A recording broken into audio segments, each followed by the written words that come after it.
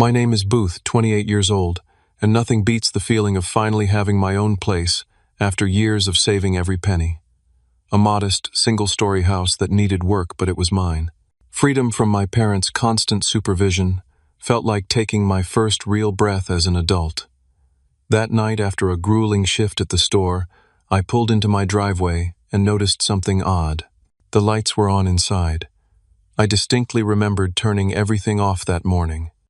Before I continue with what happened that night, let me know where you're watching from. Hit that like and subscribe button if you've ever had to deal with family overstepping boundaries. I should probably tell you more about myself before diving into what happened that night. I work as a retail manager at a mid-sized electronics store in town. Not exactly glamorous, but I've worked my way up from sales associate to assistant manager and finally to store manager over the past 6 years. The pay isn't amazing, but I've always been careful with money. I picked up extra shifts whenever possible, worked holidays, and even took a second job delivering food on weekends for almost 2 years straight. All with one goal in mind: saving enough for a down payment on my own place. The house hunting process was exhausting. For months, I scoured listings, visited open houses, and dealt with real estate agents who seemed more interested in their commission than finding me something that fit my modest budget. Then one day I stumbled upon this small house in an older neighborhood. It wasn't fancy by any means, but something about it just felt right. My house is a single story with 2 bedrooms, 1 bathroom, a small kitchen that opens to a cozy living room, and a backyard that's not much bigger than a postage stamp. The previous owners were an elderly couple who had lived there for over 40 years, and while they had maintained the essentials, the place definitely needed updates. The kitchen cabinets were from the 1980s, the bathroom had seen better days, and the carpeting throughout the house was worn and dated. But beneath all that I could see the potential: hardwood floors under the carpet, solid construction, and a layout that made the small space feel open and welcoming. Getting approved for the mortgage was another battle entirely. As a single guy with decent but not stellar credit, the banks weren't exactly rolling out the red carpet. I had to provide endless documentation proving I could handle the monthly payments. When I finally got approved and signed all the paperwork, the feeling was indescribable. I remember standing in the empty living room after closing key in hand, hardly believing this space was actually mine. Now about my parents. Patricia and Richard have always been involved, maybe too involved. Growing up, my mom monitored my homework, my friendships, even the clothes I wore well into high school. Nothing was ever private. My drawers were regularly searched, my phone checked, all under the guise of keeping me safe. Dad wasn't quite as hands-on, but he set impossibly high standards. Second place was never good enough. A minus meant I hadn't tried hard enough. Every decision I made was scrutinized and often criticized. Mom Patricia is a former elementary school teacher who retired early to focus on family, which really meant focusing on controlling every aspect of my life. She has this way of making suggestions that aren't really suggestions at all, but commands wrapped in a sweet, concerned voice. "Honey, don't you think you should?" was her favorite phrase, and disagreeing meant hours of subtle guilt trips and passive-aggressive comments. Dad Richard works as an engineering manager and approaches parenting like one of his projects. Everything needs to be optimized, improved, and measured against strict standards. When I was younger, he created charts to track my grades, my chores, even my extracurricular achievements. Nothing was ever quite good enough, and he always found ways to point out how I could have done better. Breaking free from their influence was a years-long process. College helped, even though I stayed local and lived at home to save money. Getting my first apartment after graduation was a start, but they still had a key for emergencies and would drop by unannounced regularly. Moving across town to a second apartment helped create some distance, but they still felt entitled to offer unsolicited advice on everything from my career to my dating life. When I told them I was buying a house, their reaction was predictably underwhelming. Mom immediately asked if I was sure I could handle such a big responsibility. Dad wanted to see the inspection reports and questioned whether I'd gotten a good deal. Neither of them congratulated me until days later, almost as an afterthought. "Are you sure this is the right time to buy with the market the way it is?" Dad had asked, frowning over the listing photos I'd proudly shown him. Wouldn't it make more sense to keep renting until you find something in a better neighborhood?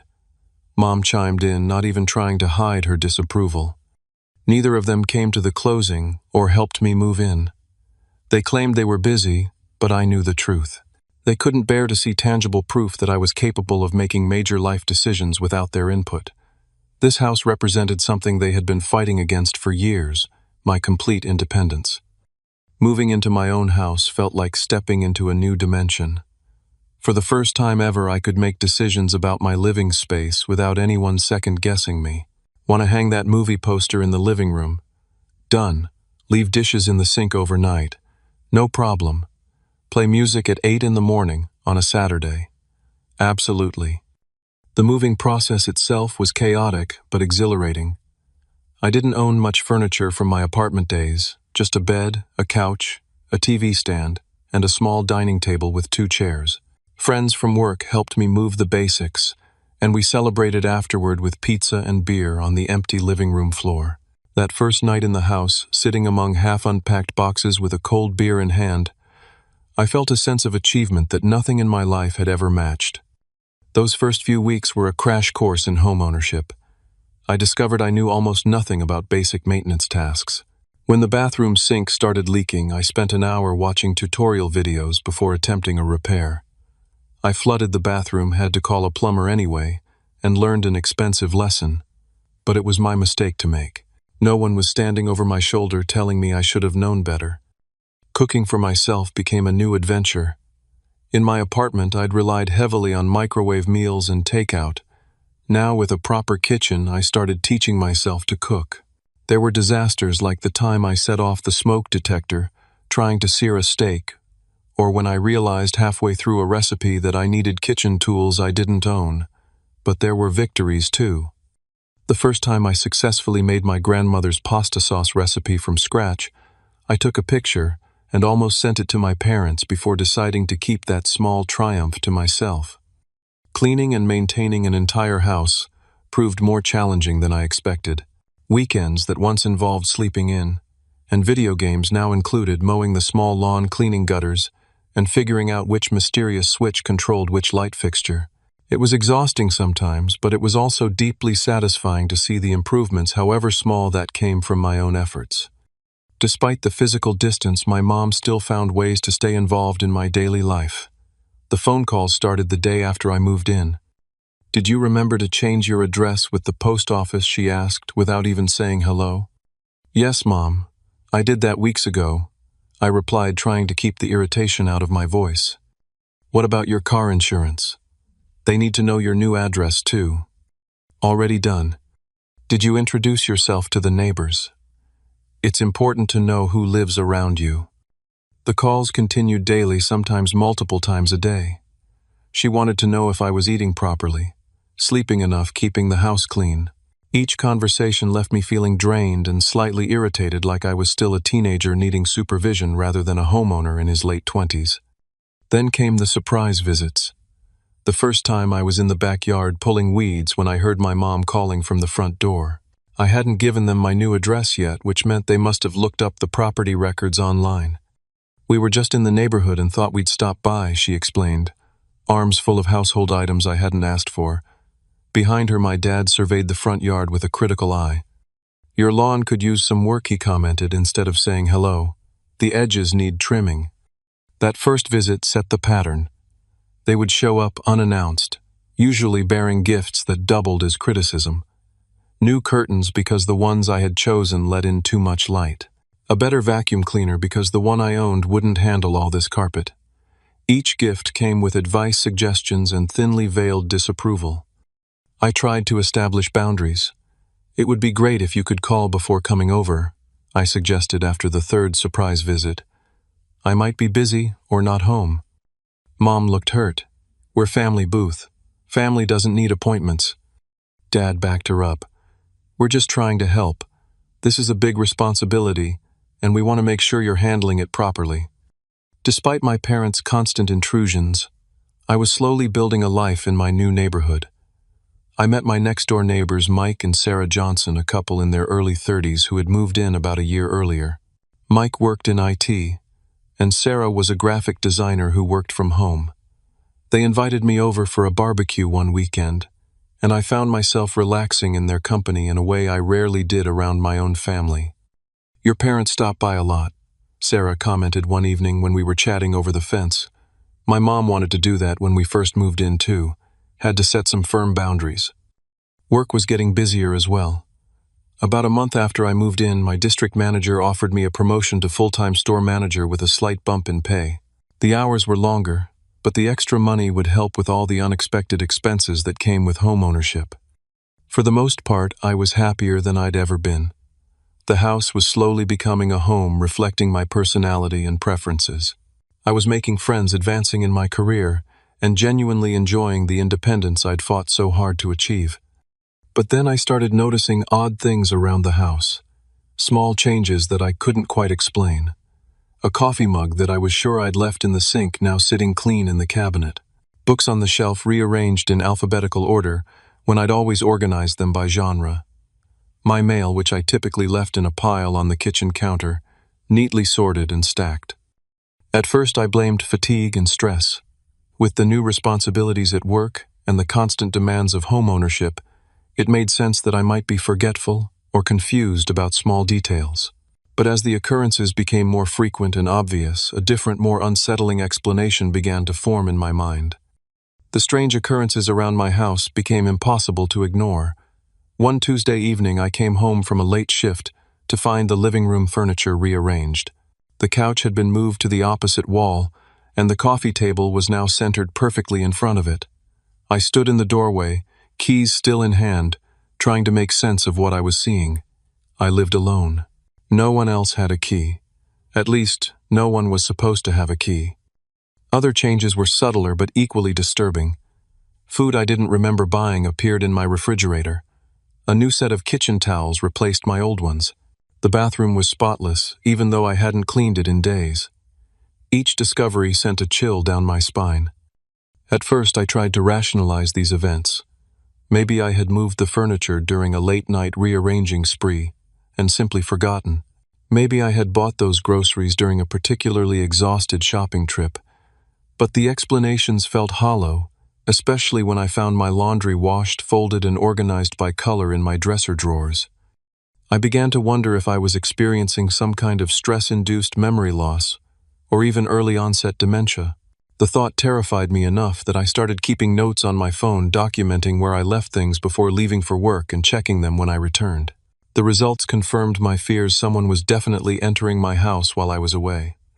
My next thought was burglary, but nothing was ever missing. In fact, things were being added rather than taken. I checked all the windows and doors for signs of forced entry, but found nothing. The locks were intact, the windows secured. Whoever was coming into my house had a key. I decided to talk to Mike next door about the situation. We were chatting over the fence one evening when I brought it up as casually as I could. "Hey, have you noticed anyone hanging around my house during the day, when I'm at work?" Mike thought for a moment. "Now that you mention it, I've seen a car in your driveway a few times. Older model sedan, dark blue. I assumed it was family or friends." My stomach dropped. My mother drove a dark blue Toyota Camry. "Did you happen to see who was driving?" I asked, trying to keep my voice steady. "Middle-aged woman a couple times. Once I think there was a man with her. They had keys, so I didn't think anything of it." Mike must have noticed my expression because he added, "Is everything okay?" I gave him a brief explanation about my suspicions that someone was entering my house without permission. I deliberately left out that I suspected my parents. It felt too embarrassing to admit. "Dude, that's messed up," Mike said, looking concerned. "You should get a security camera. They're not even that expensive anymore. Sarah and I got one after someone stole a package off our porch last year." That night I ordered a simple security camera system online. It wasn't anything fancy, just a doorbell camera and 2 additional cameras for the back door and living room. The system would alert my phone when it detected motion and record footage I could review later. It would arrive in 2 days. Before the cameras could be delivered, however, the phone calls from my mother took on a new, unsettling quality. She started asking pointed questions about my schedule. "What time do you usually get home from work these days?" she asked during one call. It varies, I answered vaguely. Why? Just wondering. You're working so hard lately. I worry you're not taking care of yourself properly. Another day. Do you go straight home after work, or do you run errands? Sometimes I stop at the grocery store or gym. It depends on the day. I was becoming increasingly guarded in our conversations. And Fridays. You used to go out with friends on Fridays. Do you still do that? The questions were too specific, too focused on when I would or wouldn't be home.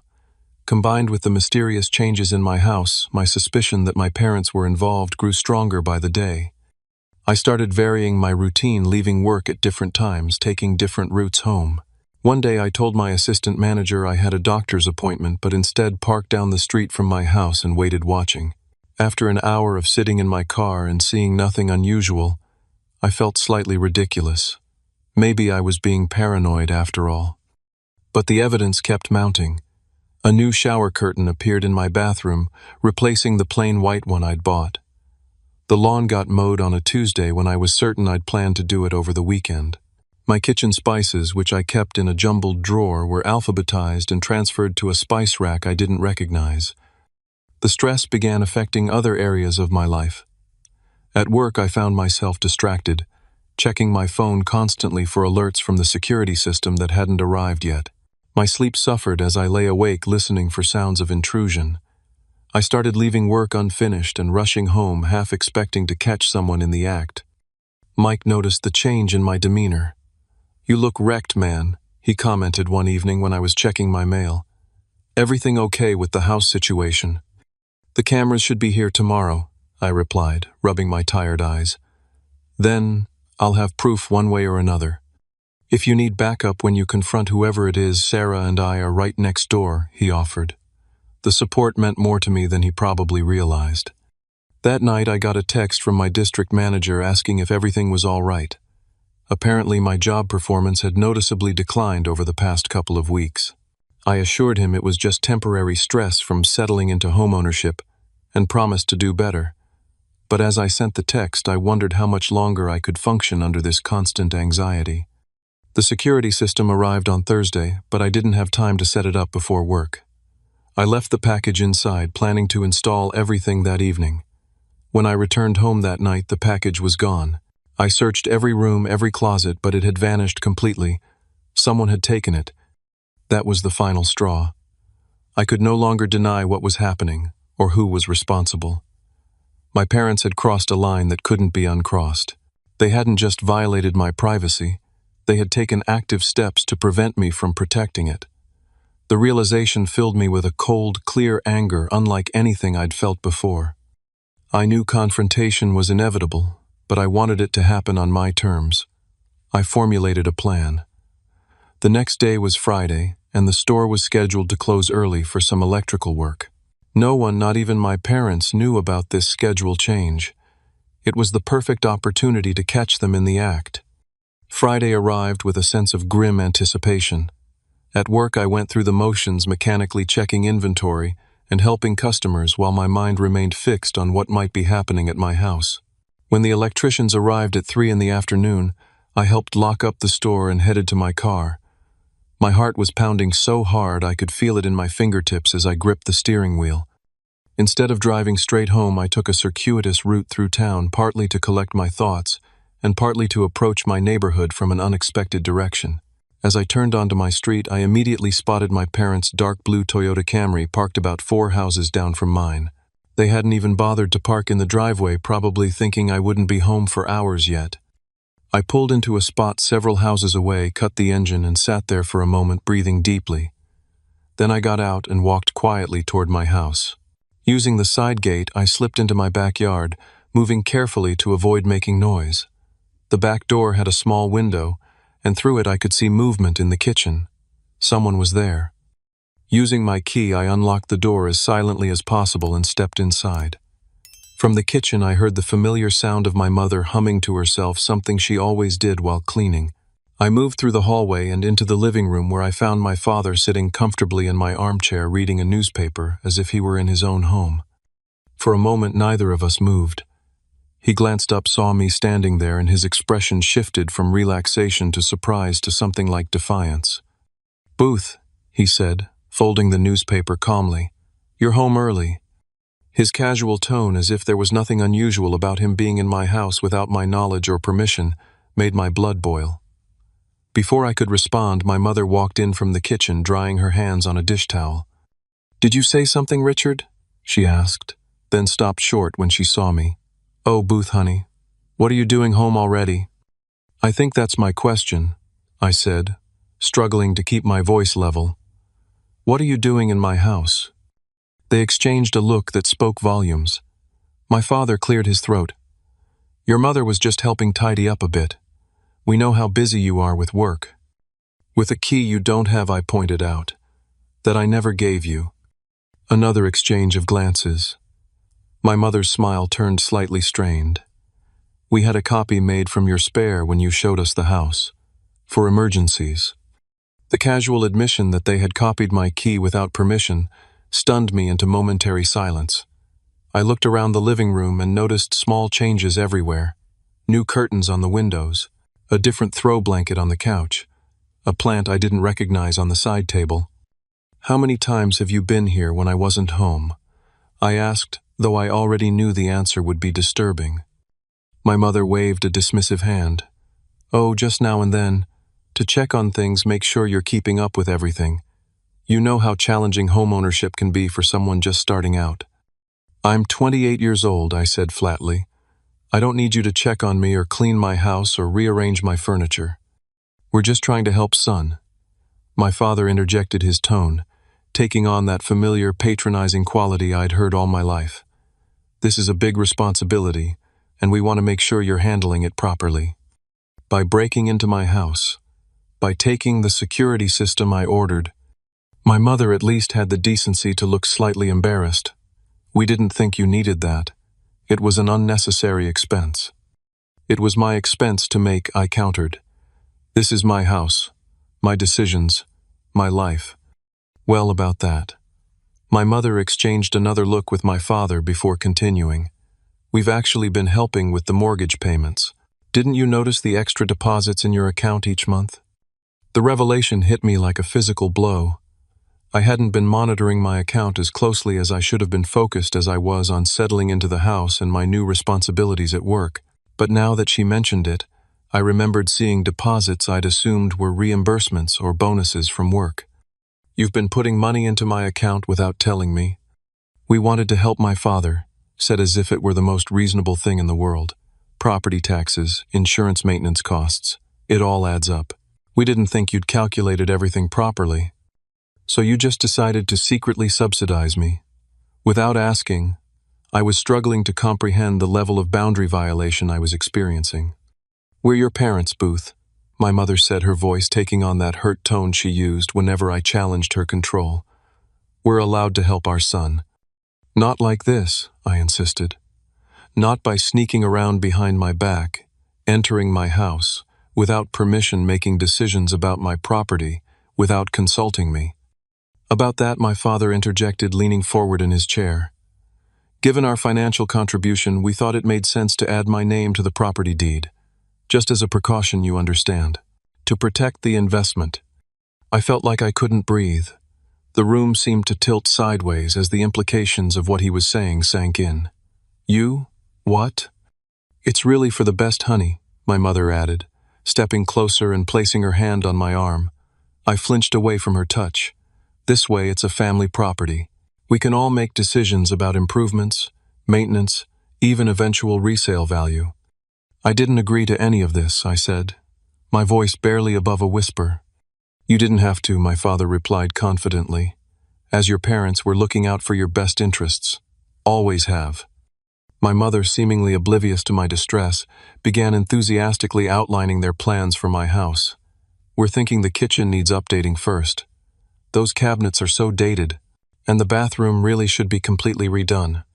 Richard knows a contractor who can give us a good deal." "The backyard has potential too," my father chimed in. "With some proper landscaping, maybe a deck." They continued talking, mapping out changes to my house, as if I weren't standing there, as if my opinion didn't matter at all. The house I had worked so hard for, saved for years to buy, was being claimed right in front of me. In that moment, something inside me shifted. The shock and hurt crystallized into a calm, cold resolve. I knew exactly what I needed to do. "We'll see about that," I said, quietly interrupting their planning. Both my parents stopped talking and looked at me in surprise. "What was that, honey?" my mother asked. I said, "We'll see about that." My voice was steady now, controlled. "I'd like to see any documentation proving Dad's name is on the deed, and the records of these payments you've been making." They exchanged another glance, this one more uncertain. "Well, the deed modification is still being processed," my father admitted. "But I have receipts for the transfers to your account." "Show me," I demanded. My father reached for his phone, fumbling slightly as he pulled up his banking app. He showed me a series of transfers, bi-weekly deposits of varying amounts into my account over the past 3 months. "And the deed paperwork?" I pressed. "That's still with our lawyer," he said, not meeting my eyes directly. "So there is no deed modification," I concluded. "You haven't actually added your name to my property?" "Not yet, but it's in process," he insisted, though with less conviction than before. "I want both of you to leave," I said calmly. "And I want my keys back. All copies." "Booth, don't be ridiculous," my mother said, her voice rising slightly. "We're just trying to help. I didn't ask for your help. I didn't want your money. And I certainly didn't agree to share ownership of my home with you. Now please leave." "Son, you're overreacting." My father tried again. "Let's discuss this rationally." "There's nothing to discuss," I replied. "This is my house. I bought it. I pay the mortgage. I make the decisions about it. If you can't respect that, then we have nothing more to say to each other right now." My mother's eyes filled with tears, her go-to response whenever she didn't get her way. "I can't believe you're treating us like this after everything we've done for you. What you've done is violate my privacy and my trust," I said, unmoved by the display. "Please leave. We can talk again when everyone has calmed down." Reluctantly, they gathered their things. My father handed over a key ring with 2 copies of my house key, though I suspected there might be more I didn't know about. As they walked to the door, my mother turned back, her expression a mixture of hurt and indignation. "We only wanted what's best for you, Booth. We always have." I held the door open without responding. Once they had driven away, I closed it, locked it, and for the first time since moving in, used the deadbolt I'd never felt the need to engage before. After my parents left, the silence in the house felt oppressive. I walked from room to room, seeing everything through new eyes. The curtains my mother had hung, the throw pillows she had selected, the plants she had placed strategically around the living room. None of it was mine. None of it reflected my choices or my taste. My house, the symbol of my independence, had been quietly colonized. In the kitchen, I found evidence of my mother's presence everywhere. The inside of the refrigerator had been reorganized, the pantry shelves lined with contact paper. Even the mugs in the cabinet had been rearranged by size and color. I opened a drawer and found my utensils nested in a new organizer I hadn't purchased. The bathroom was spotless, smelling of the same lemon cleaner my mother had used in our house growing up. The medicine cabinet had been organized, old prescriptions thrown out, new first aid supplies added. A fresh toothbrush, still in its packaging, sat on the counter with a note in my mother's handwriting, "Time to replace the old one." In my bedroom, I discovered the most disturbing violations. My closet had been reorganized, clothes hung by type and color. The dresser drawers contained neatly folded items, arranged in a way I never would have done myself. On the bedside table sat a framed photo of our family that I'd deliberately left packed away. Next to it was a book on home maintenance with numerous pages bookmarked. The weight of these discoveries crashed over me all at once. I sat on the edge of my bed, hands shaking, and tried to process what had happened. My parents hadn't just entered my house without permission. They had systematically erased my presence from it. Every choice I had made, from how to organize my kitchen to what photos to display, had been overridden. They had treated my house as an extension of their own, a space where their preferences trumped mine. And then there was the financial bombshell. I grabbed my laptop and logged into my bank account, scrolling through months of transactions. Sure enough, there they were, regular deposits from Richard Booth Sr., that I had somehow overlooked or misinterpreted. The amounts varied from $200 to $500, adding up to several thousand over 3 months. Money I hadn't asked for, didn't need, and that now felt like a trap designed to maintain control over me. The claim about adding my father's name to the deed was what truly stunned me. Even if they hadn't succeeded yet, the fact that they had tried, or at least claimed to have tried, revealed the extent of their disrespect for my autonomy. They didn't see me as an adult capable of owning property. They saw me as a child playing house, needing their supervision and intervention. Anger, hurt, and betrayal swirled together into a toxic mixture that made it hard to breathe. I thought about all the times in my life when my parents had undermined my independence. The college applications they filled out for me. The job interviews my father had helped me prepare for by telling me exactly what to say. The relationships my mother had sabotaged with her constant criticism and interference. This wasn't new behavior.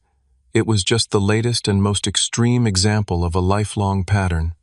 The calm I had maintained during the confrontation evaporated. I grabbed a pillow and screamed into it until my throat hurt. Then I paced the house, alternating between rage and disbelief. How could they do this? What gave them the right?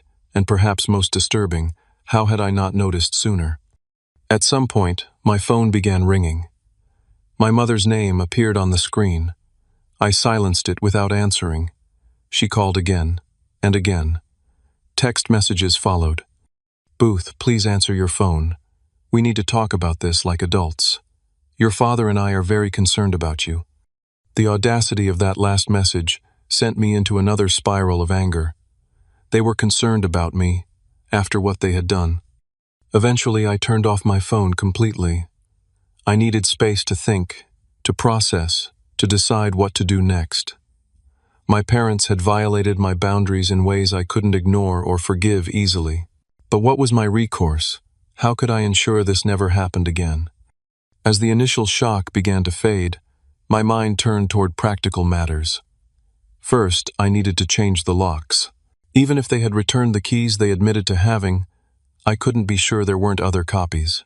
Second, I needed to understand exactly what legal rights I had and what actions my parents might have taken regarding the deed to my house. And finally, I needed to address the financial issue. The money they had deposited into my account without my knowledge or consent was a complication I couldn't ignore. It represented yet another attempt to maintain control, to create obligation, to ensure I remained dependent in some way. I spent the rest of the evening alternating between practical planning and emotional processing. I called a locksmith and scheduled an appointment for the following morning. I researched property laws in my state, trying to understand if it was even possible for someone to add their name to a deed without the primary owner's consent. Everything I read suggested it wasn't, which meant my father had either been bluffing or attempting something potentially fraudulent. Around midnight, exhausted but still too wound up to sleep, I walked next door to talk to Mike. Despite the late hour, he invited me in, and over a beer I told him everything. The secret key copies, the unauthorized entries, the financial interference, the attempt to claim partial ownership of my house. "Dude," he said when I finished, "that's not just crossing boundaries. That's like illegal, breaking and entering, maybe even attempted fraud with the deed thing." I know I sighed, but they're my parents. I can't exactly call the cops on them. "Maybe not, but you need to protect yourself," Mike advised. "Change the locks, definitely. Get a security system they can't remove, and talk to a lawyer about the money and the deed situation." Sarah, who had joined us halfway through the conversation, nodded in agreement. "You also need to be very clear about boundaries going forward. No wiggle room, no exceptions." Their support and practical advice helped ground me. By the time I returned home, I had the outline of a plan. I would secure my home, consult with professionals about the legal and financial issues, and prepare for a difficult but necessary conversation with my parents.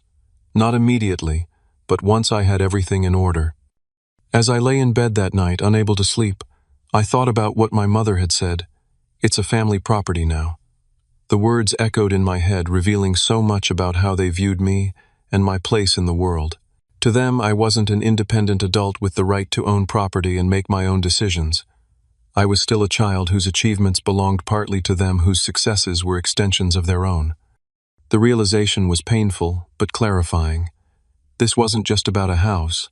It was about my right to exist as a separate person with my own life, my own choices, my own consequences, and it was about their inability or unwillingness to see me that way. In that moment, lying in the dark, I made a decision. My response to my mother's claim had been simple. We'll see about that. But what I meant, what I was now fully committed to, was much more comprehensive. We would indeed see about that. We would see about every assumption they had made about their right to control my life. We would see about the kind of relationship we could have if it wasn't based on their authority and my compliance. We would see about all of it, and I would make sure they understood once and for all that I was no longer a child to be managed, but an adult to be respected. The next morning, Saturday, I woke up with a clear head and a sense of purpose I hadn't felt in weeks.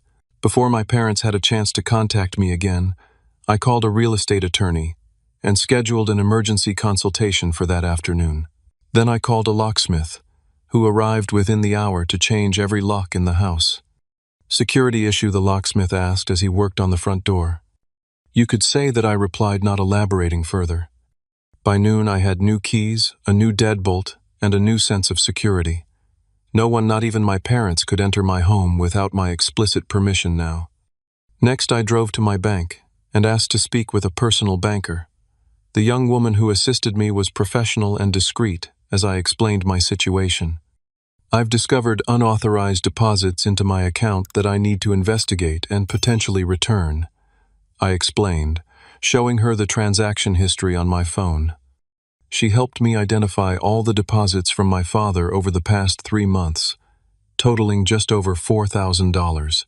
The amounts had been irregular enough and mixed in with my legitimate direct deposits that I hadn't noticed them specifically, a costly oversight on my part. "What are my options here?" I asked her. "You can issue a check to return the full amount," she suggested.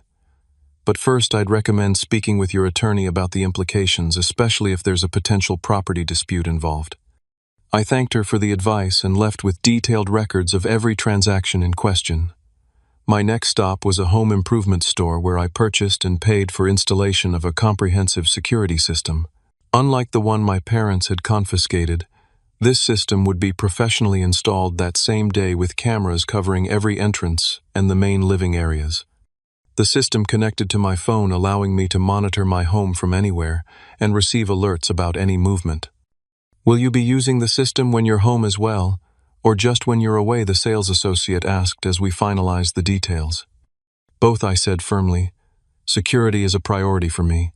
By the time I arrived at the attorney's office that afternoon, I had taken concrete steps to secure my property physically. Now I needed to understand my legal position and options. The attorney, Jessica Barnes, listened carefully as I explained the situation. I showed her the mortgage documents, the deed in my name only, and the bank records showing my father's unauthorized deposits. "Based on what you've told me, your parents have no legal claim to your property," she assured me after reviewing the paperwork.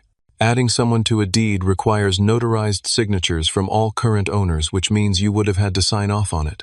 Since you didn't, any claim they make about being on the deed or it being in process is false." "What about the money they deposited without my knowledge? Does that give them any claim?" I asked. "No, it doesn't," she said firmly.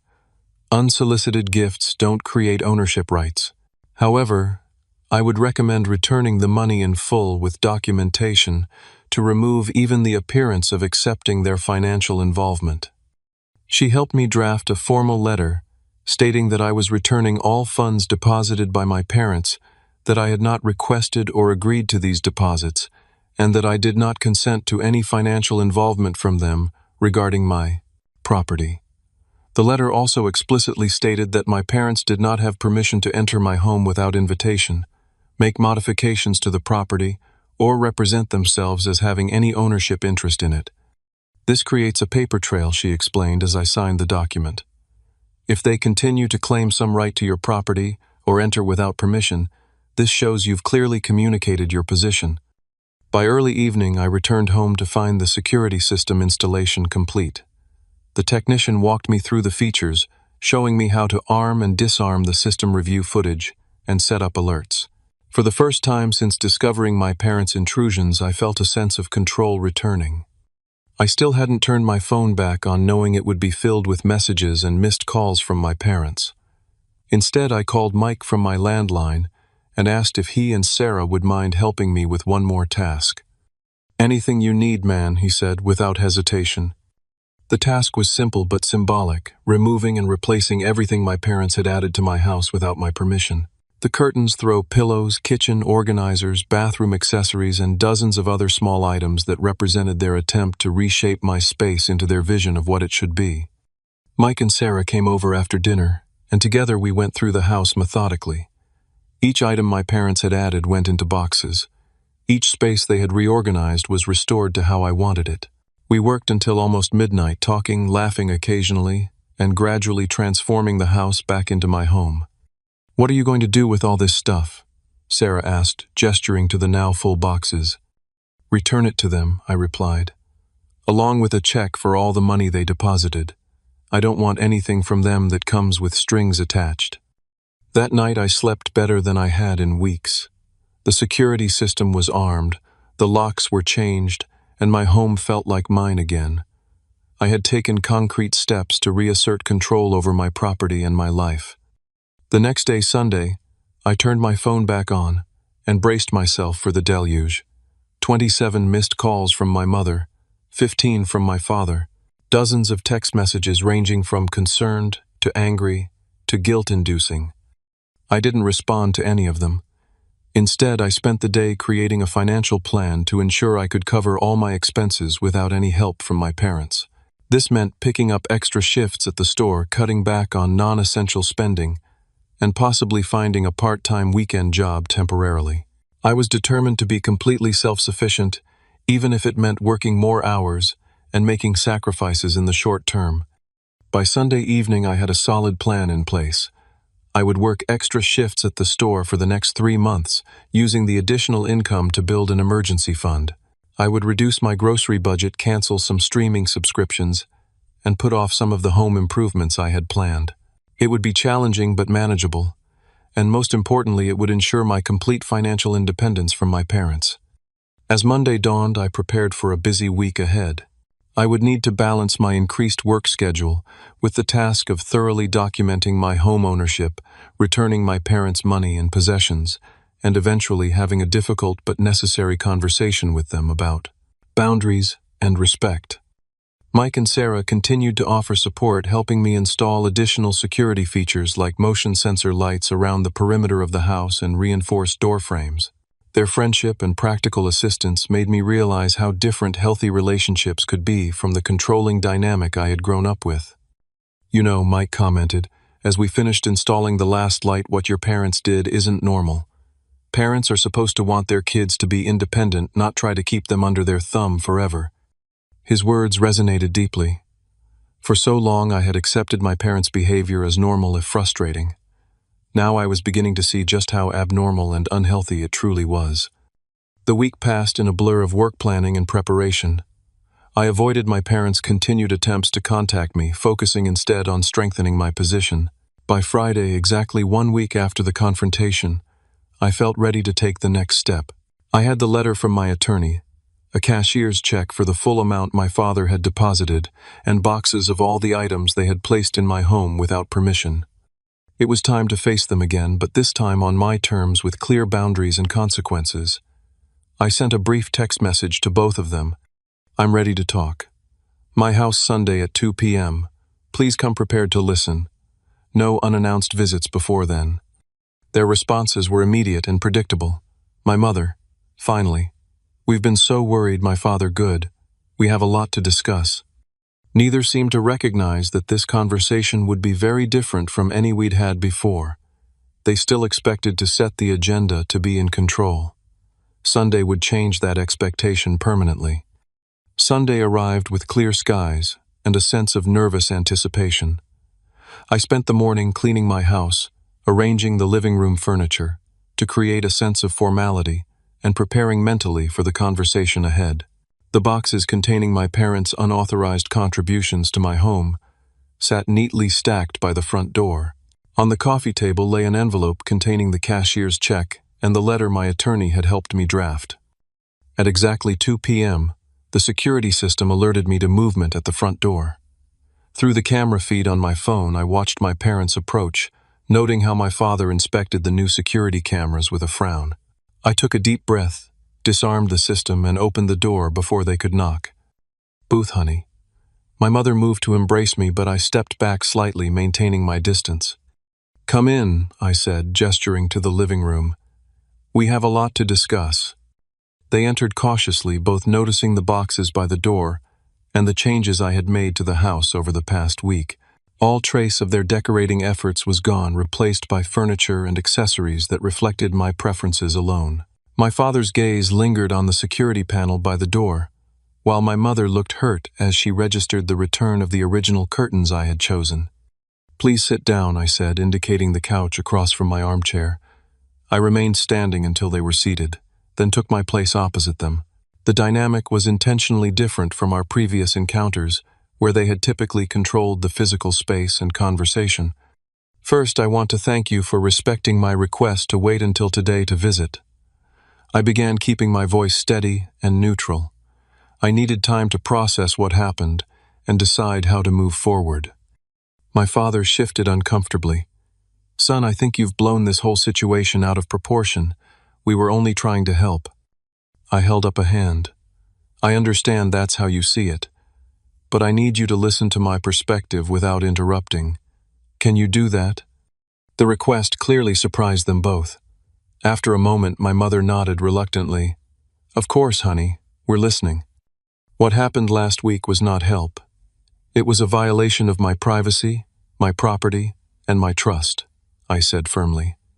"Entering my home without permission, even with a key, is breaking and entering. Modifying my property without consent is not acceptable. Attempting to add Dad's name to my deed without my knowledge would be fraud. And depositing money into my account to create a financial claim on my house is manipulative at best, predatory at worst." My mother's eyes filled with tears. My father's jaw tightened defensively. Neither interrupted. "I understand that you may have had good intentions. You might genuinely believe you were acting in my best interest, but good intentions don't justify harmful actions. And what you did was deeply harmful to me and to our relationship." I reached for the envelope on the coffee table and slid it across to them. "This contains a cashier's check for $4,327, the total amount deposited into my account without my knowledge or consent. It also contains a letter reviewed by my attorney, clarifying that I do not accept any financial contribution from you toward my property and do not consent to any claim of ownership or right of entry." My father's face darkened at the mention of an attorney. "You got a lawyer involved, against your own parents." I consulted with a professional to understand my legal rights. I corrected calmly, just as I would for any significant legal or financial matter. "We don't need lawyers in this family," my father insisted. "We can work things out ourselves." "That's exactly the problem," I replied. "Your idea of working things out means you make decisions about my life without my input or consent. That's not acceptable anymore." I gestured to the boxes by the door. "Those contain all the items you brought into my house without my permission. The curtains, kitchen, organizers, bathroom accessories, everything. I'm returning them to you because I did not ask for them and do not want them."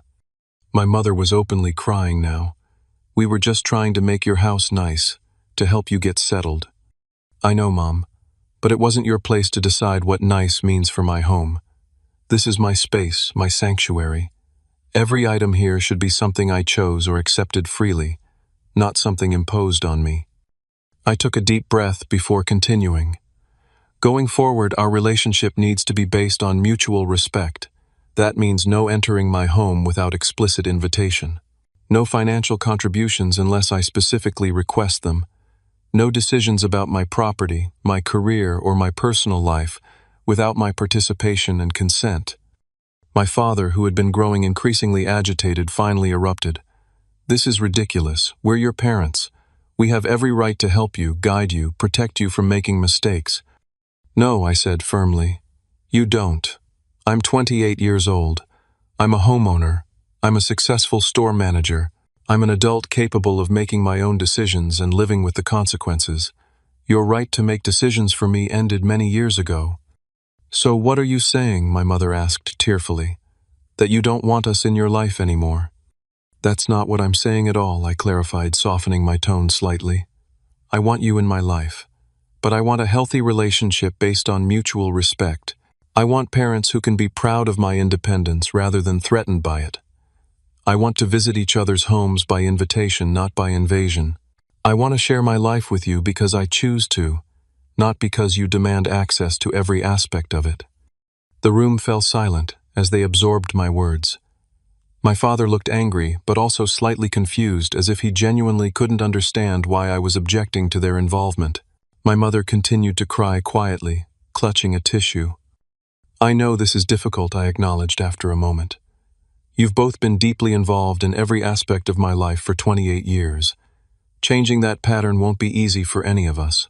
But it's necessary if we want to have a healthy relationship moving forward. And if we don't agree to these terms, my father asked, his voice tight, then we'll have very limited contact until you can respect my boundaries. I replied honestly. I don't want that. I love you both. But I can't continue in a relationship that undermines my autonomy and violates my privacy. My mother reached for my hand across the coffee table. I allowed the contact, recognizing her need for connection, even as I maintained my boundaries. We just worry about you, she said softly. We always have. I know, and I appreciate that you care. But worry isn't an excuse to control. Love isn't a justification for invasion. You need to trust that you raised me well enough to make my own decisions, even if they're different from what you would choose. The conversation continued for nearly 2 hours. There were tears, raised voices, moments of connection, and periods of tense silence. My father struggled, the most deeply resistant to the idea that his authority in my life had natural limitations. My mother vacillated between hurt feelings and tentative understanding. By the time they left carrying the boxes of returned items and the envelope with the check, we had reached an uneasy truce.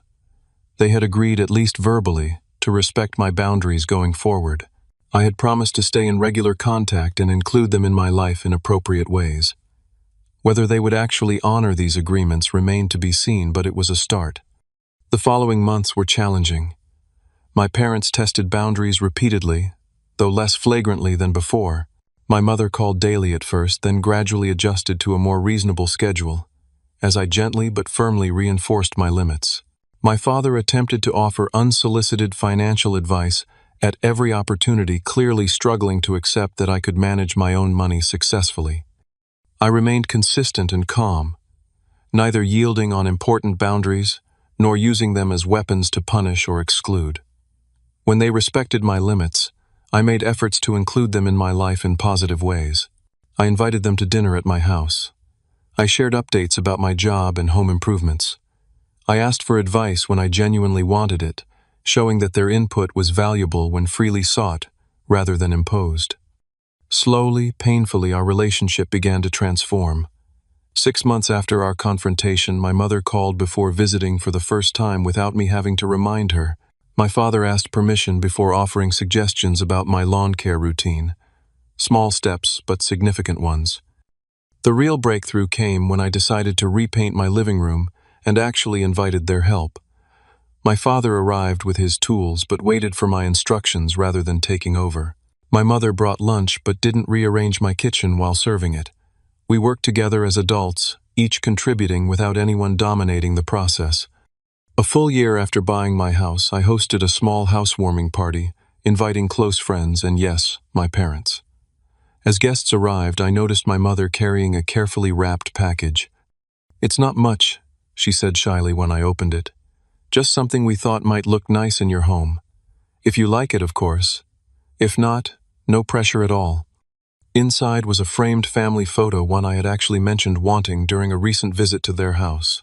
It was thoughtfully chosen, tastefully framed, and most importantly offered as a gift I could freely accept or decline without consequences. "I love it," I said honestly. "Thank you. I know exactly where I want to display it." That night, surrounded by friends and family in a home that was truly mine, I reflected on how far we had all come. The journey had been painful, fraught with conflict and misunderstanding. There had been moments when I feared our relationship might not survive the transition, but we had persevered, all of us learning and growing in the process. My house was now unquestionably mine, both legally and emotionally. Every item in it was there because I had chosen it or accepted it freely. Every decision about it was mine to make. And yet, paradoxically, I found myself more willing to share it now that my ownership was secure and respected. The most valuable lesson I learned through this difficult experience was that true independence isn't about cutting ties or building walls. It's about establishing healthy boundaries that allow relationships to flourish without suffocation. It's about claiming your own space while still making room for others to visit when invited. It's about the freedom to say both yes and no, and having those choices respected. My parents learned that love doesn't entitle them to control, that respect isn't negotiable, and that our relationship could actually deepen when they recognized my autonomy. I learned that setting boundaries isn't selfish, that independence doesn't preclude connection, and that standing up for myself didn't have to mean losing my family. There are houses built of brick and wood, but a home is built of boundaries and respect. And sometimes to build that home, you must be willing to protect it even from those you love most. Have you ever had to establish difficult boundaries with people who love you, but struggle to respect your independence? Share your experiences in the comments below.